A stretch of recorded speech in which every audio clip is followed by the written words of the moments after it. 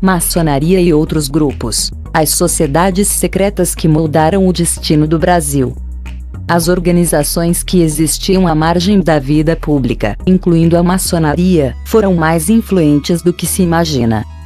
Às vésperas da independência do Brasil, Dom Pedro I enviou de São Paulo uma carta ao seu amigo e ministro José Bonifácio. No final, cravou um pedido misterioso: recomende-me aos senhores nossos segundo e CC. Essa simples frase, cheia de pontos em formatos estranhos, revela o contato estreito do então príncipe regente, há pouco tempo de virar o primeiro governante do Brasil independente, com duas sociedades secretas operantes durante o processo histórico que culminou no 7 de setembro. Os 3 pontos, cada um no que seria um vértice de uma pirâmide, antecedidos por 2 letras I, eram utilizados por membros da maçonaria e significam irmãos. Se essa primeira sociedade permanece conhecida no mundo inteiro, a seguinte, que se revela nas 2 letras C seguidas por 4 pontos em forma de cruz, que significavam camaradas, foi uma ordem secreta 100% brasileira que teve vida efêmera. Tratava-se do apostolado da Nobre Ordem dos Cavaleiros da Santa Cruz, ou, simplesmente, apostolado. A maçonaria e o apostolado na independência. Dom Pedro foi iniciado na maçonaria em 2 de agosto de 1822, adotando o nome de Guatimozin, o último imperador azteca que tentou resistir aos invasores espanhóis. Nesse período, a partir de 1821, com a campanha de emancipação política do Brasil, as lojas existentes começaram a ter um papel político mais vigoroso, embora já existissem registros de atividades maçônicas no Brasil desde o século XVIII. Em 1822, durante o processo da independência, foi criado o Grande Oriente do Brasil, ou Brasiliano, conforme a ata de 17 de junho, com o qual a maçonaria brasileira libertou-se e tornou-se independente do Grande Oriente Lusitano. Inspirado pelos ventos da Revolução Francesa, da independência da América do Norte e das guerras napoleônicas, que varreram por algum tempo da Europa o absolutismo, a maçonaria brasileira tentava atrair então o príncipe regente. Se alguns elementos maçônicos sonhavam com a implantação da República no Brasil, a maioria achava que a independência definitiva de Portugal se daria de maneira menos traumática se contasse com a simpatia de Dom Pedro, por isso buscou envolvê-lo na causa. Foram os maçons, capitaneados por Joaquim Gonçalves Ledo e José Clemente Pereira, presidente do Senado da Câmara do Rio de Janeiro, que se movimentaram para dissuadir Dom Pedro de cumprir as ordens das cortes portuguesas, que solicitaram o retorno dele à Europa em 1821. Inclinado a respeitar as diretrizes das cortes, o príncipe regente foi convencido pelo movimento de Ledo e Pereira, que conseguiram a adesão de representantes de Rio de Janeiro, Minas Gerais, São Paulo e Bahia ao pedido para que não deixasse o Brasil, levando ao dia do fico, em 9 de janeiro de 1822. Em 13 de maio, a maçonaria concedeu a Dom Pedro o título de protetor e defensor perpétuo do Reino Unido do Brasil, o qual o príncipe declinou parcialmente, aceitando apenas o de defensor perpétuo. O apostolado da Ordem dos Cavaleiros de Santa Cruz foi fundado por José Bonifácio em 1822, com o objetivo de defender a integridade do Brasil e lutar por sua independência. Porém o propósito primordial era combater o grupo de Gonçalves Ledo, que, se a princípio havia aceitado a monarquia constitucional como caminho rápido para a separação, acalentava o sonho republicano. Tanto a maçonaria como o apostolado acabaram sendo, cada um a seu tempo, fechados por ordem de Dom Pedro. Mas a influência das 2 sociedades secretas no processo político da independência é inegável. Das reuniões do apostolado entre janeiro e março de 1823, como mostram as atas reunidas no acervo histórico do Museu Imperial, em Petrópolis, há debates de artigos que seriam apresentados ao projeto da Constituição do Império em setembro pelo deputado Antônio Carlos, irmão de Bonifácio. O escritor Luiz Gonzaga da Rocha, presidente do Tribunal Distrital de Justiça do Grande Oriente do Distrito Federal e autor de A Bucha e outras reminiscências maçônicas, afirma que as sociedades secretas perderam poder. A maçonaria exerce pouca ou quase nenhuma influência na sociedade brasileira, diz.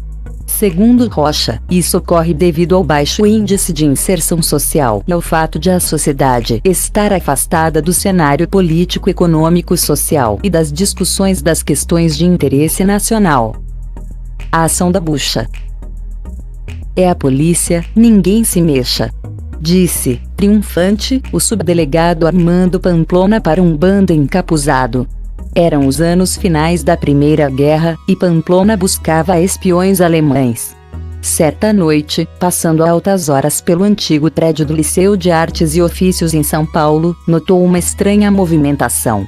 Diversos senhores com ar misterioso tomavam carros de luxo estacionados nas redondezas do edifício. Decidido, o subdelegado resolveu montar uma campanha para descobrir do que se tratava. A persistência deu resultado. Certa noite, por volta das 9 horas, vultos suspeitos se esgueiravam para dentro do edifício. Já passava das 10 horas quando o movimento terminou. O subdelegado chamou seus homens e invadiu o local. Pamplona deve ter achado esquisito aqueles homens trajando mantos e faixas bordadas. Uns traziam no peito uma âncora verde, símbolo da esperança, outros um coração vermelho, lembrando a caridade, alguns, a cruz azul da fé. O subdelegado estava radiante com a perspectiva de ter explodido um ninho de perigosos espiões. Mas qual não foi sua surpresa quando os membros da Assembleia, perplexos diante daquela invasão, começaram a tirar os capuzes. Armando reparou que os rostos eram familiares. Ele conhecia pessoalmente alguns daqueles senhores, outros de vista, outros por fotos em jornais. Estavam no salão o governador do estado, Altino Arantes, diversos políticos paulistas, mineiros, cariocas e gaúchos, além de inúmeros professores das faculdades de Direito, de Medicina e Politécnica, assim como o secretário de Segurança Pública, Eloy Chaves, chefe de Pamplona. Invertendo a ação, Chaves deu ordem de prisão ao subdelegado e a seus homens. Naquela mesma noite os policiais invasores foram juramentados e ameaçados severamente pelas altas personalidades ali reunidas. Assim terminou a grande noite do subdelegado Pamplona. Em vez de uma batida e a prisão de espiões, a fama e a glória estampadas nos jornais matutinos, ele acabou se tornando, à força, membro juramentado da bucha, uma sociedade secreta que, para muitos, por quase 100 anos, ajudou a governar os destinos do Brasil. Em 11 de agosto de 1827, o imperador Dom Pedro I assinou a lei que criava os cursos jurídicos no Brasil. Ela previa a instalação de 2 faculdades, uma em Recife e outra em São Paulo. A Paulista foi a primeira a entrar em funcionamento. Instalada em parte do antigo convento de São Francisco, as arcadas do velho claustro se tornaram sinônimo da recém-instalada academia. A Lei de 11 de agosto também institucionalizou os cursos anexos, espécie de preparatório que capacitava os jovens a prestarem os exames de admissão à faculdade. Júlio Frank. Nos cursos anexos, houve, entre tantos outros, 2 importantes mestres estrangeiros de índole liberal. O professor de aritmética, o italiano Libero Badairo, assassinado por suas ideias em 1830, e o alemão Johann Julius Gottfried Ludwig Frank, ou Júlio Frank, como era conhecido no Brasil.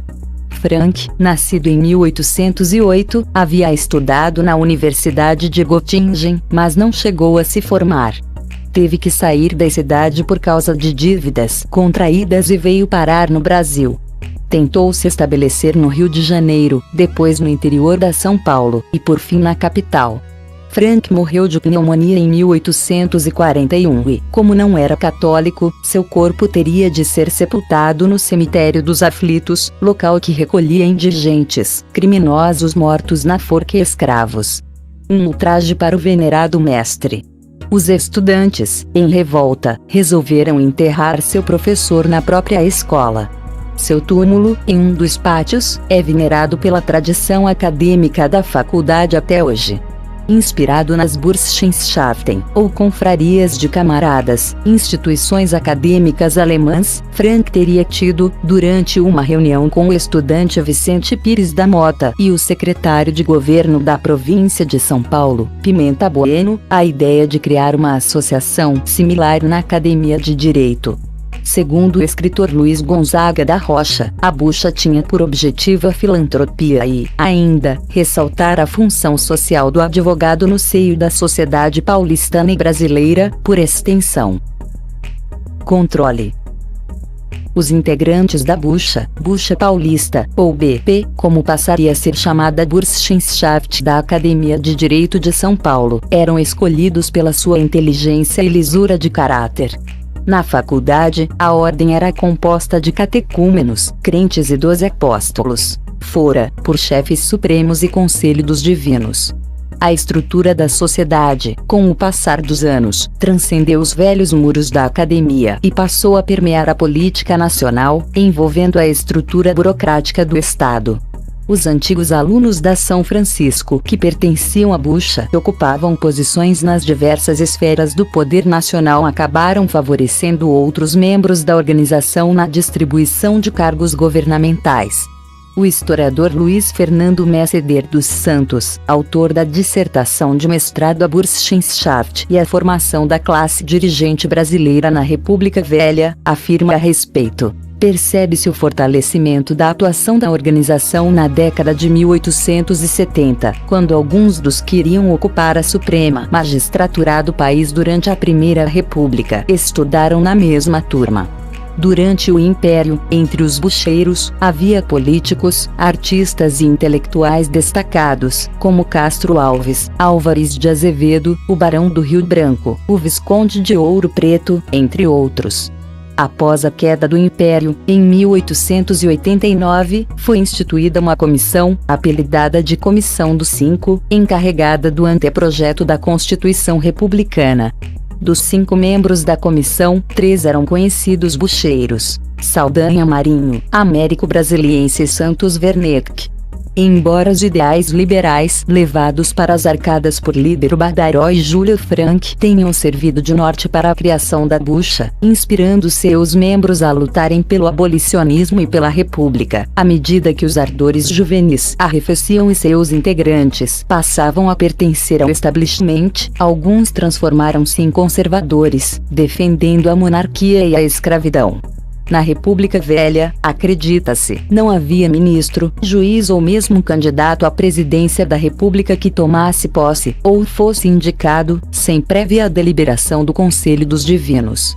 A filantropia inicial, a ideia de ajuda mútua, acabou se corrompendo e desaguou no franco favorecimento para a obtenção de cargos públicos. Segundo o professor Miguel Reale, em suas memórias, como toda sociedade secreta, a bucha logo se degenerou em cadeia de privilégios, que começava na faculdade pela seleção dos catedráticos e terminava nos acordos café com leite entre os alunos de São Paulo e Minas Gerais, sob a batuta do senador do Rio Grande do Sul Pinheiro Machado, também diplomado pelas arcadas, que, sutilmente, preferia ser a eminência parda dos eventos republicanos. Conchavos.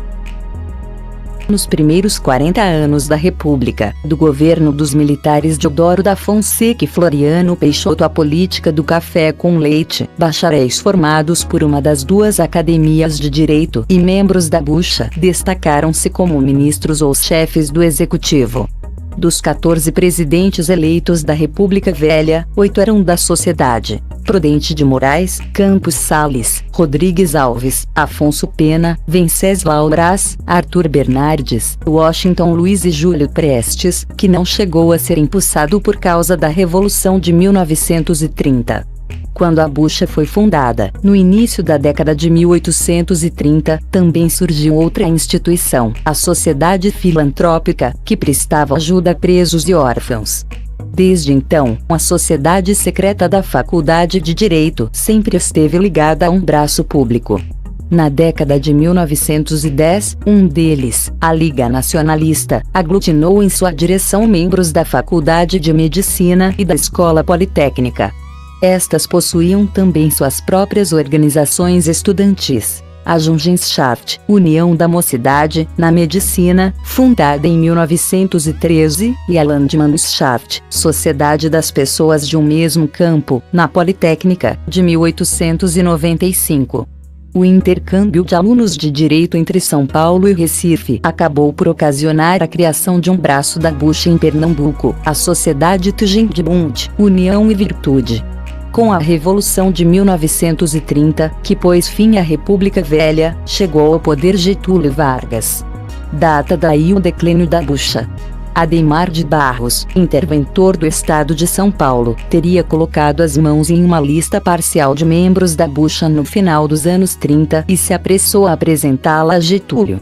Segundo o político Carlos Lacerda, o presidente leu atentamente a lista e a devolveu para Ademar, dizendo: "Não se pode governar o Brasil sem essa gente, o senhor que entre para a Burschenschaft."